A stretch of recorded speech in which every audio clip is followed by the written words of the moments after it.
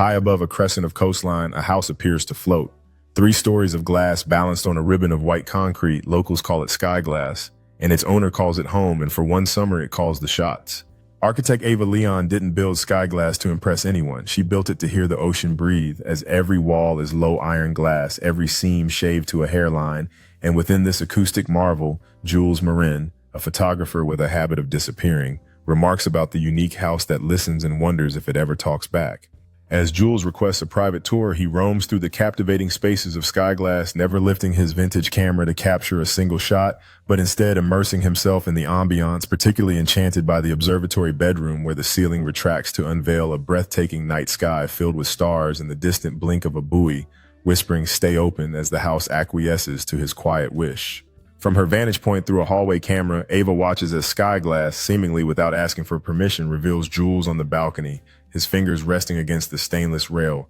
breath fogging up the night air, prompting the house to question whether this is an intrusion. But Ava, feeling a sliver of cold, responds softly, asserting that it is merely curiosity. As Jules leans against the stainless rail of the balcony, enveloped in the tranquil night, he becomes acutely aware of the unique environment around him, feeling as if the very house possesses a consciousness that intertwines with his own curiosity, while Ava observes from afar, pondering the bond that might be forming between her creation and its enigmatic guest. In that moment, as Jules explores the depths of the library with a book in hand, he feels a connection not only to the architecture but to the very essence of the house itself, as it adapts seamlessly to his presence, adjusting the ambiance to deepen his immersion in the stories hidden within its walls. As Ava stands in the softly lit dining room, contemplating the delicate balance of control and surrender that comes with creating a space like Skyglass, she realizes that this place, meant to be her sanctuary, has begun to take on a life of its own,